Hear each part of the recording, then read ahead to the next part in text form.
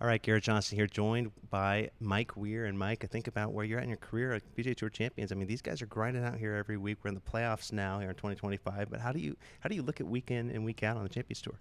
Yeah, it's a lot like the same, like the regular tour. It's still super competitive out here. Like you said, guys work hard still in their games, but it's a little bit lighter where you want to take a week off here and there. Guys do that a little bit more than regular tour. On the regular tour, you're always fighting for, top 50 in the world rankings and top 30 in the world, and certain positions where you're trying to get into the upper echelon tournaments, and guys trying to keep their jobs and stuff like that. Luckily, for me at this stage of my career, I don't have to think about that much. It's just kind of play when I want to play and feel ready to play.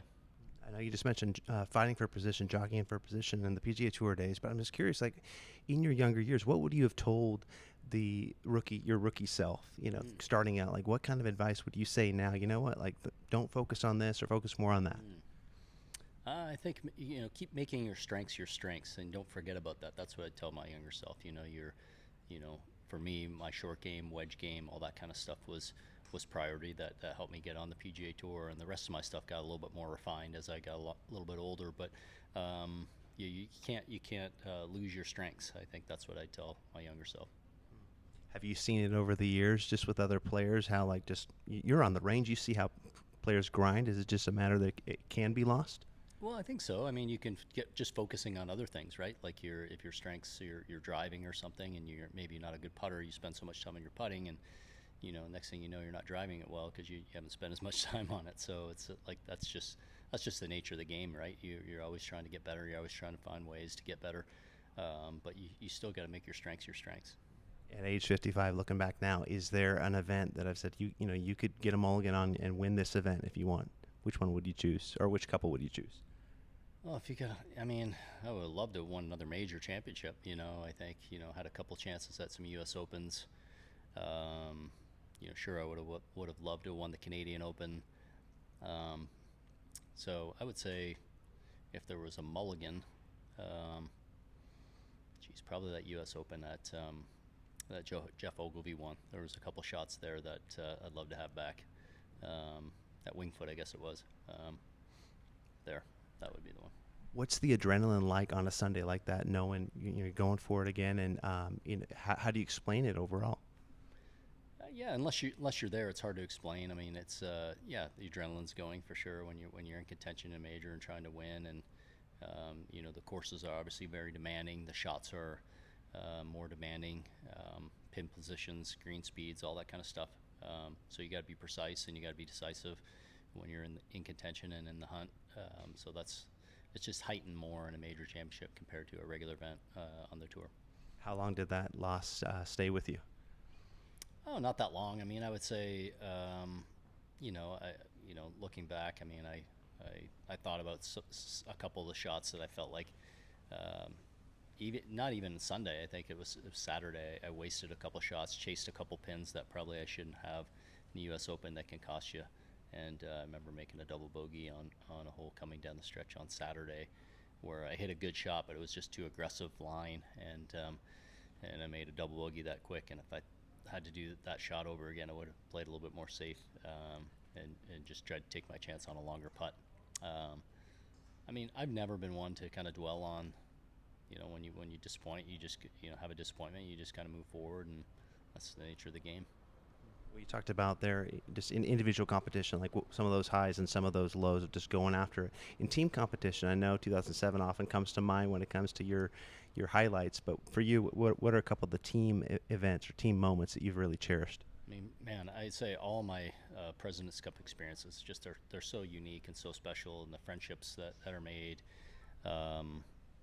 I mean, I have to say the highlight for me was captaining the team last year in Montreal.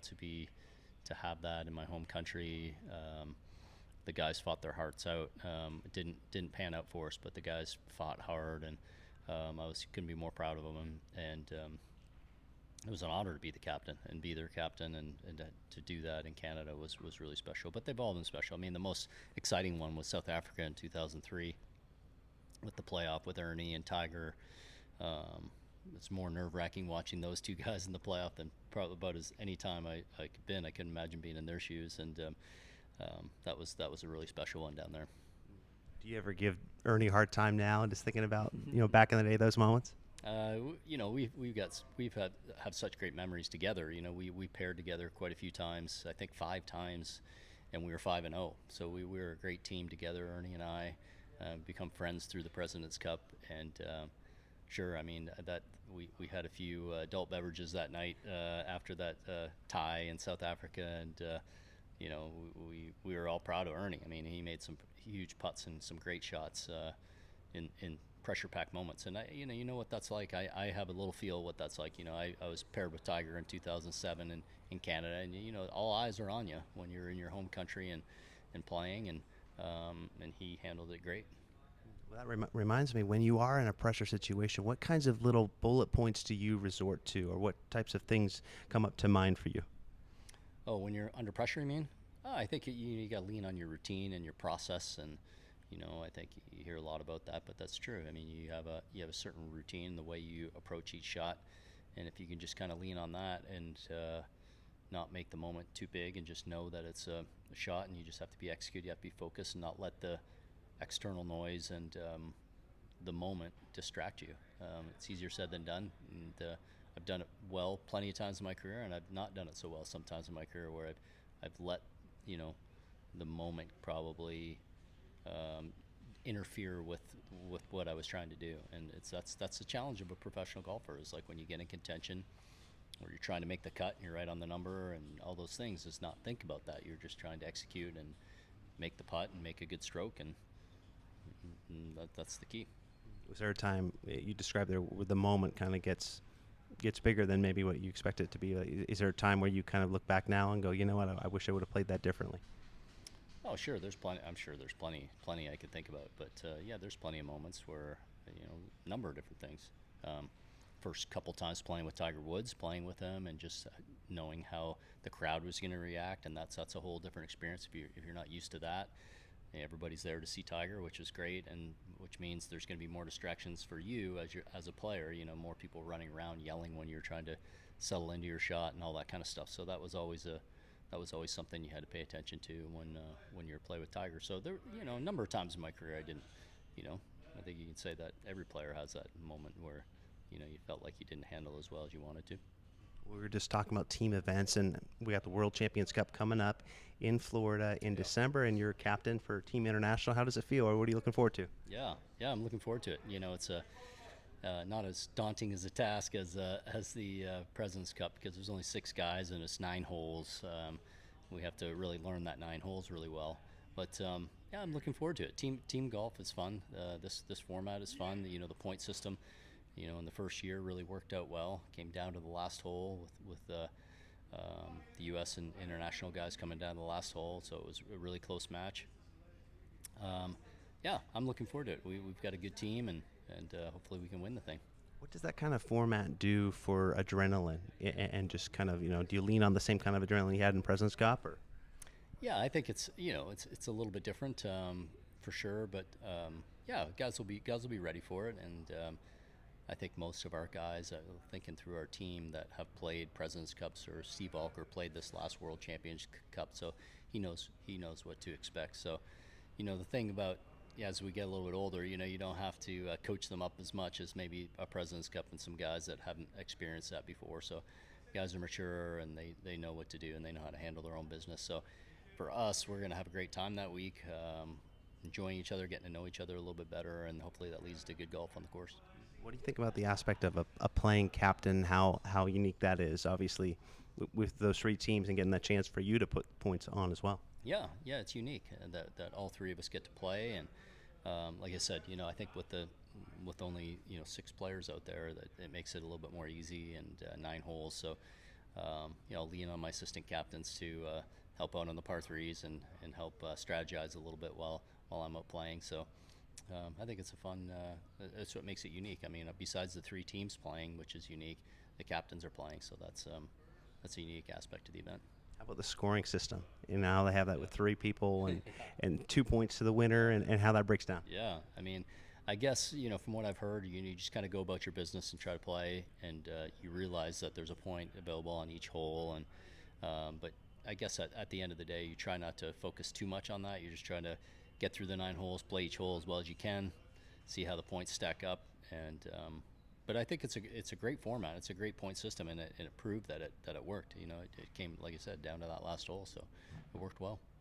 And as we wrap up here, I would be remiss if I didn't talk to you about the Masters a little bit, and obviously Augusta National.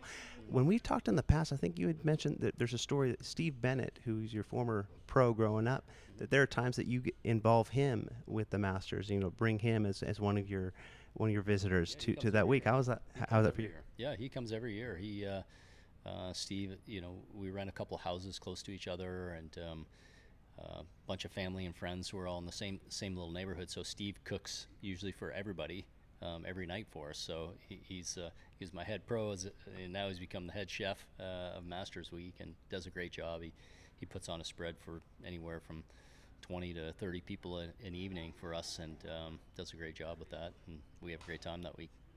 Well, it's interesting. It makes me think about fulfillment in life and how, like, you have a chance. Somebody helped you along the way, like Steve Bennett did, and now you're helping include them in your dream a little bit now at age 55. I'm just curious, like, are there other ways you can do that with other people in your life? I mean, that's a big one. That's a big one that I can share that with family and friends. I have, my brothers-in-law is coming this year, which they haven't been. One has, but the other two haven't. So every year there's someone new and unique that gets to come and experience the Masters, which is always a thrill. You hear their stories at night when we're having dinner, or their first time walking on the grounds, and maybe walking Amen Corner and seeing a top player, and just experiencing the Masters. So that's something that I can give back and share with family and friends. It's a thrill every time. They just see the excitement on the newbie's face every year. And then the last thing about the Masters, what's so nervous about that tee shot on 12? What is it about that par 3 and just navigating it? I think 12 is just unique, because just the way the wind swirls in that little corridor, trying to figure that out, that's the most difficult thing. Is the wind is very difficult through there, bounces around off the trees. It's a little bit unpredictable, and that's what throws all the players off. It's just that it makes you indecisive, and every shot I tell the Canadian guys when I play the practice round with them, whatever you decide, be decisive. That's, I think, the key thing around Augusta National is, like, whatever you decide, you have to be committed to and decisive. You hit a shot that's you're a little indecisive with and hesitant with, disaster happens. So that's the one on 12 where you better be sure of the wind and trust it best you can. Sometimes you're going to be wrong, but you got to be decisive with it. Well, Mike, always appreciate the time and enjoy the playoffs, and we'll catch up with you down the road. Thank you. Appreciate it.